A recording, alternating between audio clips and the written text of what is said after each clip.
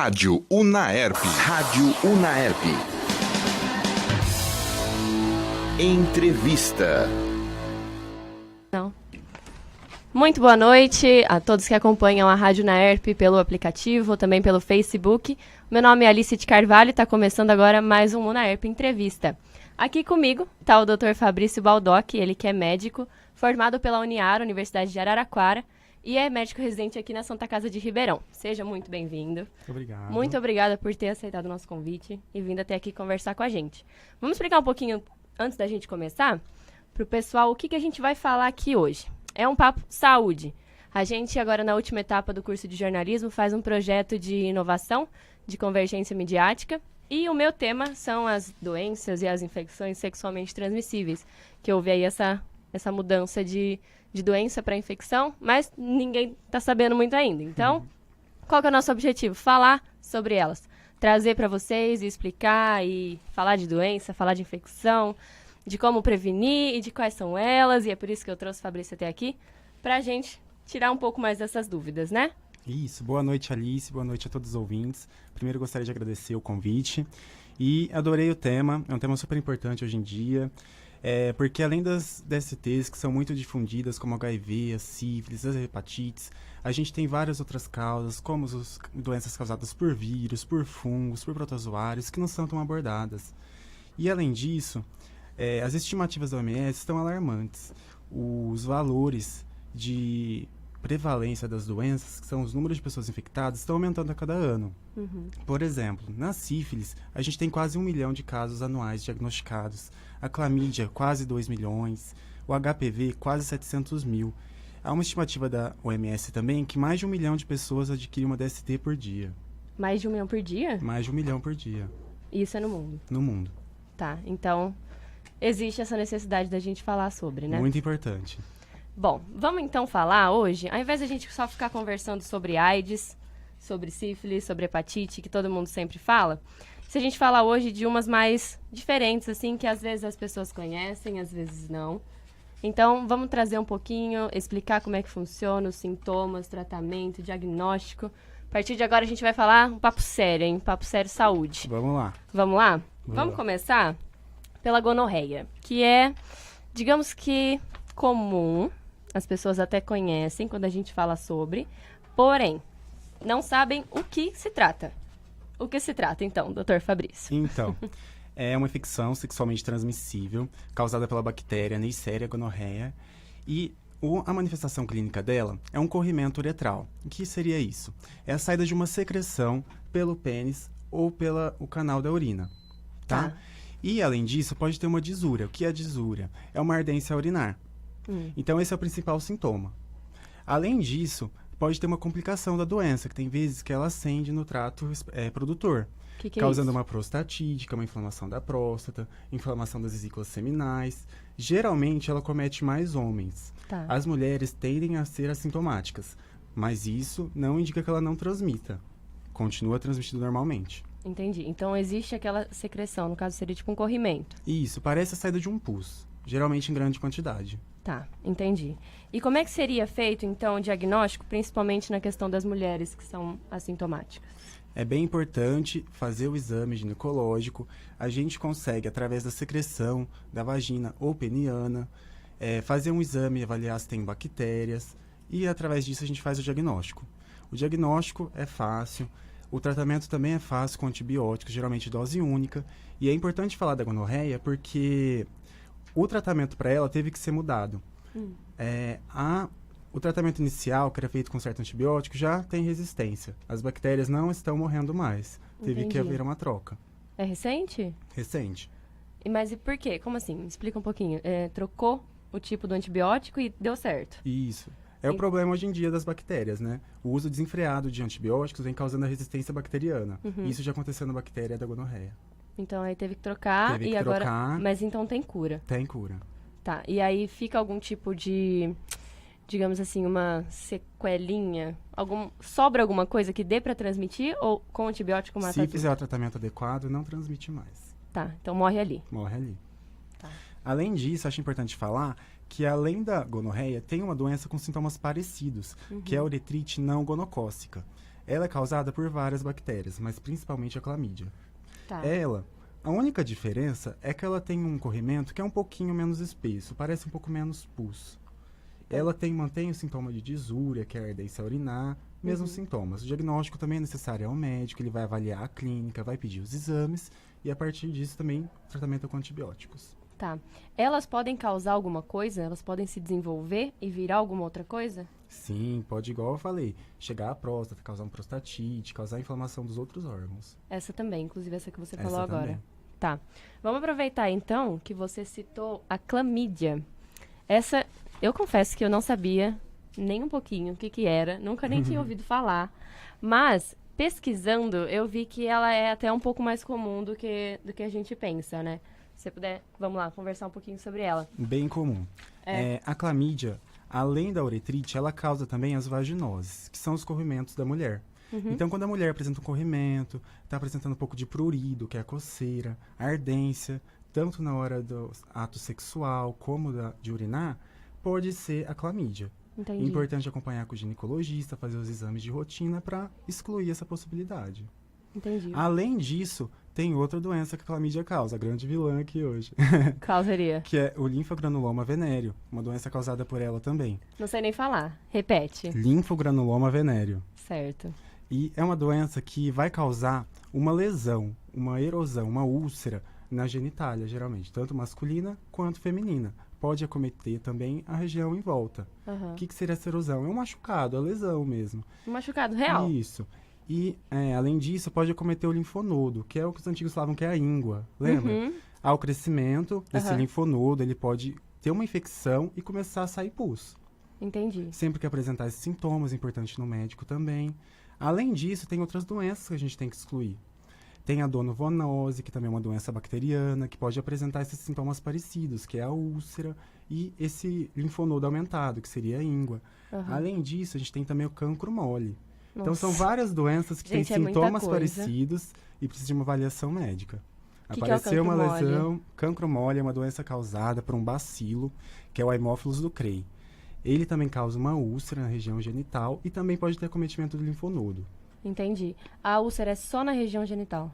principalmente. Essas doenças também podem acometer região ano-retal, mas principalmente genital, que é onde tem o contato. Mas então, por exemplo, não vai existir o caso de ter uma úlcera na minha mão.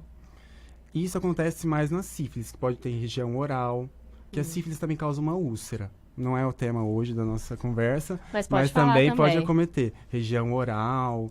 Já vi relatos de lesão em perna, que é onde tem contato com a bactéria. Entendi. Então, existiu uma ferida. Apareceu uma úlcera em algum lugar. Tem que investigar. Vale a pena investigar, Independente de onde seja. principalmente em região genital.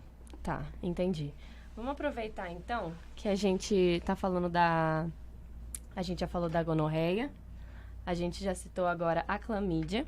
Eu queria falar um pouco sobre um tal de condiloma acuminado. Que eu vi isso pesquisando e eu fiquei, gente, o que é isso? E é uma coisa mais comum do que a gente pensa. Igualmente, como a gente estava conversando sobre a clamídia.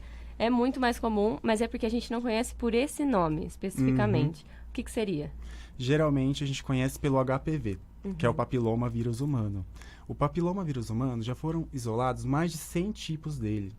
E pelo menos 25 habitam a região genital. Certo. O problema do HPV é que ele está bastante relacionado com o câncer, principalmente de colo de útero. Além disso, também já foi relatada a relação dele com câncer de pênis e de reto. Então, é um vírus que é super prevalente. Foi feito um estudo, mostrou que pelo menos de 30% a 50% das mulheres têm o HPV. Sério? Sério. É bem prevalente na população.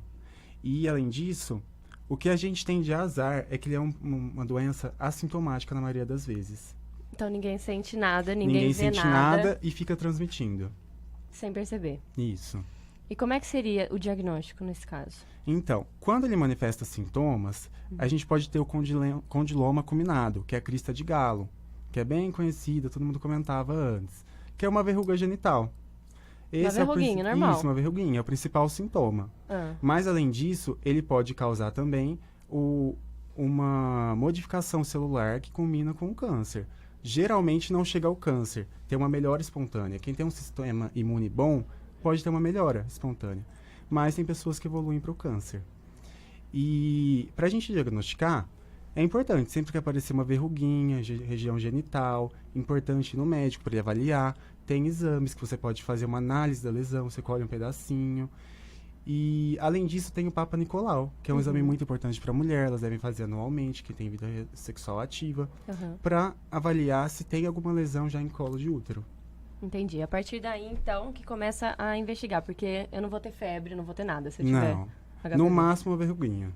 No máximo. No máximo. O problema é esse. Isso. Porque a gente nunca... A infecção inicial é bem assintomática. Nossa. Complicado, né? É preocupante, né? Isso. Mas o bom do HPV é que tem vacina. Exatamente. Foi distribuída, liberado pelo SUS, a administração gratuita da vacina para o HPV.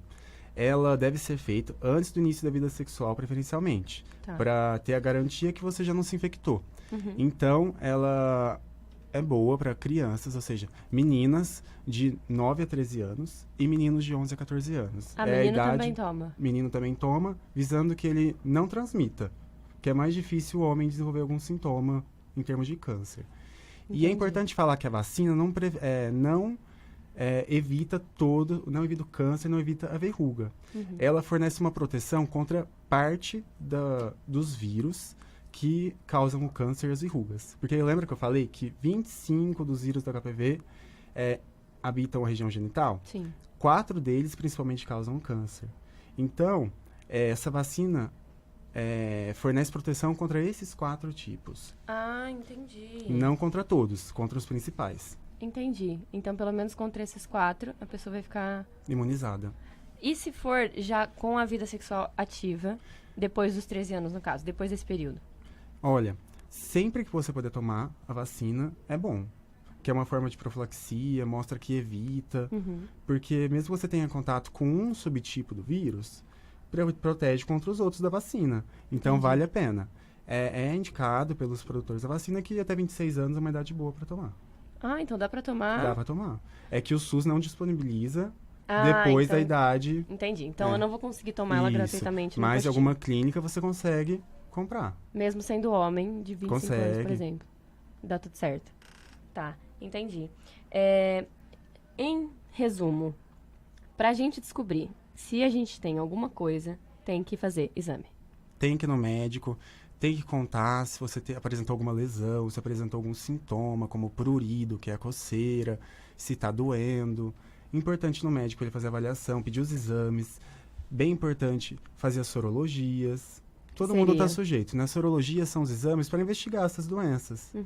Importante a gente ir, igual diz as campanhas, HIV não tem cara, sífilis não tem cara, a gente nunca sabe o que a gente está lidando, né? Essa única cara é quando ela se manifesta nessas Nesses verrugas, sintomas, nessas isso. úlceras, que pode acontecer também de não se manifestar. Exatamente. Tem pessoas que são assintomáticas, apenas transmitem, não manifestam os sintomas, que é o grande problema, né? Que quem Então. manifesta acaba procurando ajuda, mas quem está sintomático nem sabe que tem. A única forma, então, da gente prevenir, tirando essa questão do HPV que tem a vacina, a única forma de eu prevenir, então, é usando camisinha. Usando camisinha, importante. Tem a camisinha feminina, masculina, é o mais importante. Não existe remédio, Não, não existe nada que dê pra tomar antes. não. E se eu sentir alguma coisa, mesmo que às vezes não apareça alguma verruga, às vezes não aparece nenhum sintoma, mas eu fiquei preocupada com alguma coisa, eu tenho que contar pro meu parceiro. É importante. Tem algumas doenças que o homem geralmente não manifesta, ou a mulher geralmente não manifesta. Importante que você informe ele também, você procure o médico, informe ele, que ele realize o tratamento e você não apresente mais a doença. Entendi. Então tem que tratar os dois. Algumas doenças, sim. Nem todas. Nem todas. Como assim? Eu achei que toda vez, por exemplo, se eu tivesse, digamos, gonorreia, A gonorreia, sim, mas, por exemplo, o HPV, não. porque necessariamente você não vai transmitir? Pode transmitir, mas aí o tratamento seria queimar a lesão, né? O homem já é mais difícil, Por quê? porque é uma região muito sensível, a lesão não fica tão exposta. Ah, entendi. Na mulher, tem os exames que já estão mais avançados para investigar essa lesão. Entendi. Então, assim, ó, a gente vem conversando nos últimos vídeos, nos últimos áudios lá do projeto, que estão disponíveis nas redes sociais, sobre onde procurar, o que eu tenho que falar, como que eu tenho que fazer, porque ainda existe muito essa dúvida, ainda é um tabu, mesmo Uhum. muita gente tendo grande parte da população, igual você falou, e milhares de pessoas se infectarem diariamente, a gente ainda tem que falar muito sobre isso, né? Sobre onde ir, o que fazer, e se eu tenho que falar ou não, se tem que ter vergonha ou não. O que a gente pode fazer? Se você sentir alguma coisa, se você achar que tem alguma coisa errada, o que dá pra fazer? Onde dá pra procurar? Então, primeira coisa, não pode ter vergonha, é a sua saúde, é importante ir atrás de cuidar. A gente tem em todas as cidades os centros de testagem e aconselhamento, que são lugares que fornecem tratamento, informações, fornecem preservativo, faz os exames de rastreio de infecções, de doenças. Então é muito importante conhecer esses lugares. Além disso, tem as UBSs, as unidades primárias que você pode ir, tem o médico da família lá que está apto a te informar sobre essas doenças, informar sobre os exames. Muito importante conhecer a unidade básica, a porta para você resolver esses problemas e tirar essas dúvidas. Não precisa ser um médico específico, não precisa ser um ginecologista. Você pode chegar num postinho, por exemplo, e pedir um atendimento normal para falar sobre esse assunto? Pode sim. Não é um termo específico. O caso básico, o caso normal, esse médico está apto a atender. E no caso de maior dificuldade, ele tem a capacidade de encaminhar para um outro médico, caso tenha necessidade. Entendi. Muitas das doenças, elas podem ser identificadas em exame de sangue ou não? Nem todas. Nem todas. Tem um exame mais específico. Geralmente, aquelas lesões que eu falei de úlceras, geralmente não dá para diagnosticar por exame de sangue. Geralmente você tem que colher o material da lesão para mandar para o laboratório, para ver qual bactéria que é, para ver qual lesão que é. Porque muitas lesões, por exemplo, uma úlcera, que é uma lesão, um machucado, pode ser um diagnóstico diferencial de um câncer. Então é importante você ir atrás, colher esse material. Às vezes o exame de sangue não consegue ajudar tanto. Não pega tanto. Já, por exemplo, no HIV, nas hepatites, no sífilis, o exame de sangue ajuda muito. A gente faz diagnóstico basicamente por essas sorologias, que são os exames de sangue. Só pelo exame de sangue dá pra fazer? Já, só pelo exame de sangue. Porque tem muita modificação? É que assim, essas doenças são causadas, a sífilis por bactérias e as hepatites HIV por vírus. Elas promovem uma resposta celular que causa a produção de um anticorpo, que são as células de defesa, né? Que produzem um anticorpo. E a gente, detectando esse anticorpo, mostra que você tem ou teve a doença. Entendi. Então, já dá para partir a investigação a partir disso. Entendi. Eu quero falar sobre mais uma, que a gente vai também depois conversar lá no nosso videocast, que vai para o nosso YouTube, para o Facebook, para a página do Sexualmente Transmissível. A gente pode falar, é uma doença que eu acho que muita gente não conhece. Também Provavelmente o pessoal não conhece, mas que, pasmem, pega pelo beijo. Pois é, galera. Todo mundo. Eu tenho uma conhecida que ficou desesperada quando descobriu isso e falou, nunca mais vou beijar ninguém. Não pode mais beijar na na balada. E aí, quando chega mais perto agora dessas épocas de final de ano, carnaval, esse assunto E a doença volta. bomba. E bomba, porque a galera sai pra folia e tal. E é quando acontece todo o problema. Me explica um pouquinho, como é que seria essa questão? O que passa na hora do beijo? Como que dá pra pegar uma doença beijando? Então vamos lá. Apresentar a doença, primeiro é a mononucleose infecciosa. Ela é causada por um vírus, que é o Epstein-Barr. Ele é um vírus da família do Herpes viridae. Não é tão contagioso, não é tão fácil pegar. E o que acontece é que essa doença é transmitida pela saliva. Certo. Então, tem duas fases principais que a gente pega essa doença. Geralmente, crianças. Por quê? Criança compartilha brinquedo, acaba colocando na boca. Então, essa fase é importante, é um dos picos da doença. E a outra fase é da adolescência. 16, 18 anos, o adolescente começa a sair de casa, começa a descobrir as baladas, a vida sexual, enfim. E acaba pegando essa doença. Tá, é só pela boca, pela saliva? Pela saliva. Mas assim, ó, por exemplo, a saliva em contato com a outra ou é tipo... A Como saliva, funciona? Pegar. ela tem o vírus. A hora que você acaba tendo contato com essa saliva, você inocula o vírus, ele vai para suas células de defesa, os linfócitos B, começa a proliferar e daí gera toda a doença. Mas é o Entendi. contato com o vírus que está na saliva. Então ela não precisa ser necessariamente uma doença sexualmente transmissível. Não, pelo beijo essa. É realmente Pelo beijo é as brincadeiras de criança, né? É.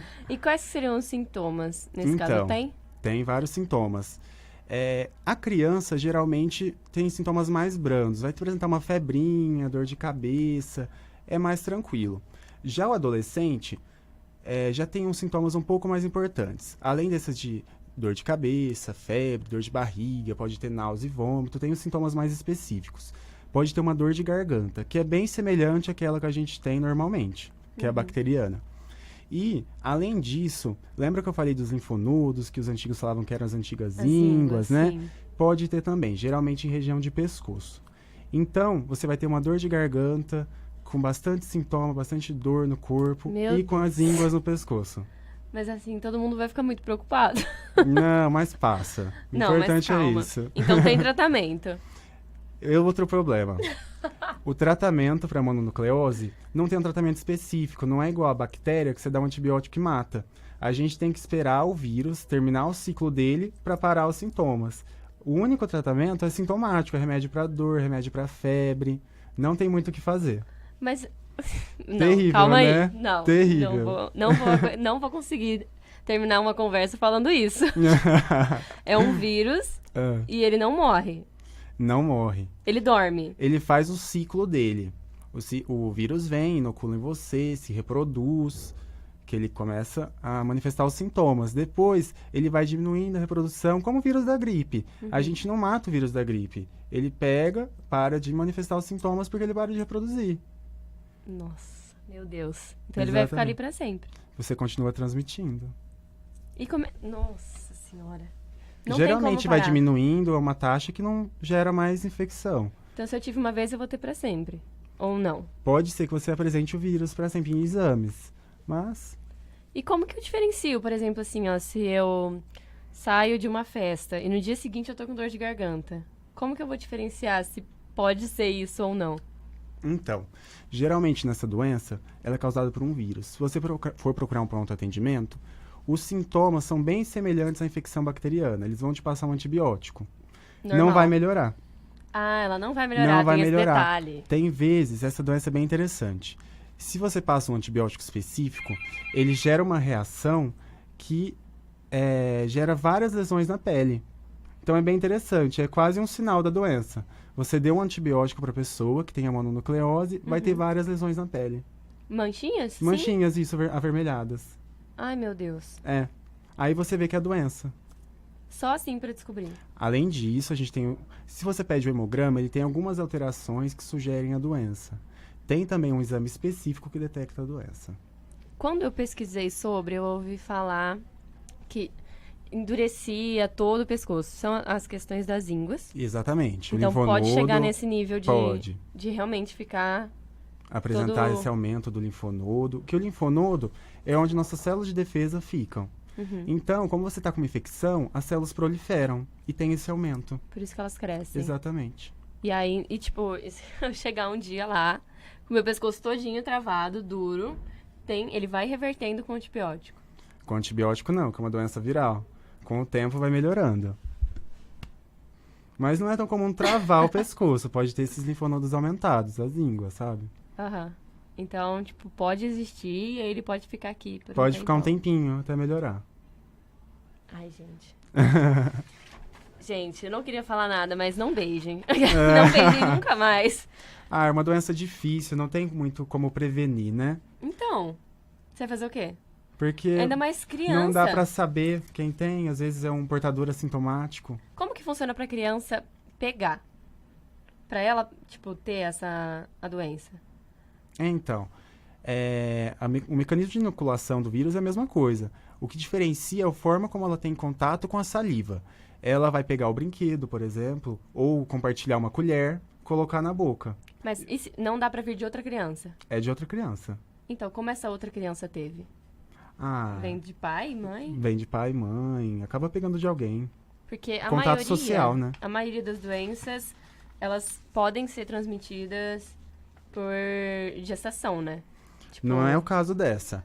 Tem algumas infecções sexualmente transmissíveis que, além da via sexual, podem ser transmitidas tanto pela placenta durante a gestação, durante o parto, por contato sexual e até pela amamentação. Essa entendi. não é o caso. Não passa desse jeito, então. Não, A gonorreia que a gente falou passa? também não. É mais o caso do HIV, da sífilis, de hepatite. Daquelas mais... Isso. Por isso Tanto que a é que gente são fala as mais mais sobre? difundidas, são as mais graves, né? Entendi. Porque, assim, mesmo a gente falando sobre HPV, parece que a gente não fala tanto quanto... Exatamente. a E deveria sífilis. falar mais, porque se você faz o tratamento correto para HPV, você consegue prevenir um câncer de colo de útero. Então, E porque tem você lugares pode do morrer. Brasil que é o segundo câncer mais comum em mulheres, entendeu? Sério. Sério. Então, tipo... Uma estimativa de 20 casos para cada 100 mil pessoas. Então, um câncer muito comum. Nossa. Exatamente. E a gente acaba não pesquisando muito sobre, e também acaba não sendo muito noticiado sobre, e aí ninguém fica sabendo sobre. Então, acho que quando se trata de infecção sexualmente transmissível, todo mundo para no HIV, para na sífilis, na hepatite. Acaba não se preocupando tanto com as outras. Uhum. Porque essas doenças têm cura, né? E como o HIV não, você fica aquele estigma, que é a que- mais falada. o que a gente leva é... Estou morrendo, Exatamente. estou com AIDS, estou Vou morrendo. morrer. E não é bem assim. Hoje em dia, nós já temos tratamento, não temos a cura ainda. Se que Deus quiser, estamos nos aproximando disso. Mas tem controle. Hoje em dia tem vários medicamentos que você consegue minimizar tanto a carga viral, o vírus no seu sangue, que ele não é nem detectado em exames. Ele meio que adormece. É, como como se se ele fosse- ficasse escondido nas células e você nem visse ele mais nos exames. Então não existe mais aquele padrão de quem tem AIDS é magro, tipo, muito magro Não. e tem a aparência Hoje em dia, doente. se a pessoa fizer o tratamento certinho, acompanhamento correto com o infectologista, ele vai ter uma vida normal. Tranquilo. Aparência normal, não vai ter mais aquele estigma do paciente emagrecido, que morre de diarreia. Uhum, que tinha muito antigamente, Isso. né? Que Igual aquela você- imagem do Cazuza. Isso. É exatamente essas pessoas que a Não, gente hoje guarda. em dia não tem mais essa imagem. Ainda bem, né? Isso, melhorou Mas- bastante. Mas ainda é a mais falada e que traz esse medo. Sim. Você acha que ainda existe esse tabu pra falar sobre essa questão? Não só da AIDS, como de todas as outras. Eu acho que ainda tem. Apesar de hoje todo mundo estar mais informado, todo mundo ainda tem esse preconceito. Tem um uma pouco- resistência. Tem uma resistência. Dentro do hospital você vê isso? Veja também. Quando a gente faz o diagnóstico com o paciente, a família fica abalada, o paciente fica abalado. Aí a gente tem que desmistificar isso, falar que tem tratamento, mostrar que não é o fim. Explicar. Isso. Falta bastante informação. Por isso que seu Ainda, né? projeto, excelente, está ajudando bastante. Tem que falar, não tem jeito. Porque assim, ó, quando a gente pesquisa, a gente vê muita... Sabe aquele site, tipo, saúde, específico, super, super, super específico e também super superficial. Nossa, mas isso é terrível, esses sites, porque tudo que você procurar lá pode ser desde nada a câncer. Exatamente. Então você pode é estar morrendo horrível. hoje. Exatamente. Eu ou você acho que pode ser gera feliz pra vida mais toda. ansiedade na pessoa do que solução. E medo. Isso, mais ansiedade e medo. Penso que vale mais a pena ir no médico, tirar suas dúvidas, faz os exames e fica com a consciência tranquila. Nem se for pra ele correndo no postinho. Exatamente, vai no postinho, vai no lugar adequado. Se for alguma coisa de urgência, vá à UPA. Mas e dá um tire jeito. suas dúvidas. Não vai ficar pensando nisso. Não, não vai ficar passando bobeira. Ó, por mim, assim, a gente poderia ficar aqui conversando a noite inteira, mas é claro que a gente não pode. Então eu queria te agradecer mais uma vez por ter Imagina. vindo até aqui, tirar essas dúvidas todas. E também convidar o pessoal para conhecer as redes sociais do Sexualmente Transmissível. Você pode procurar no Facebook, no Instagram, no YouTube e no SoundCloud, que tem um monte de opção aí para você procurar. E também tirar as dúvidas que a gente tem feito. A gente já foi até lá no CTA, lá no centro, para mostrar como é que é, você tem que chegar, preencher uma ficha. Já tiramos dúvida, mito, verdade sobre todas essas coisas. E agora a gente vai encerrar o projeto falando também sobre AIDS, fazendo uma matéria mais específica sobre AIDS. Então eu queria falar para vocês ficarem ligadinhos e também não perderem mais nada do que vai entrar aí, porque tem que pesquisar, tem que saber, tem que entender e falta informação. Então, qualquer informação pequena que a gente tiver, claro, com credibilidade, e sempre checando, vendo se tá certo e tudo mais, acredito que ela seja válida. Então, queria pedir para vocês acompanharem e agradecer por terem ficado até aqui com a gente, acompanhar os outros canais, tá certo? Agradecer ao Fabrício mais uma vez. Obrigado pelo convite. Você foi ótimo. Obrigado. Não precisava ficar nervoso. Quase morri de ansiedade. Não pode morrer de ansiedade. Tem que tentar, tem que dar a cara a tapa pra gente falar e informar o pessoal. Tá certo? Certinho. Então é isso. Obrigada, gente. Boa noite. Boa noite.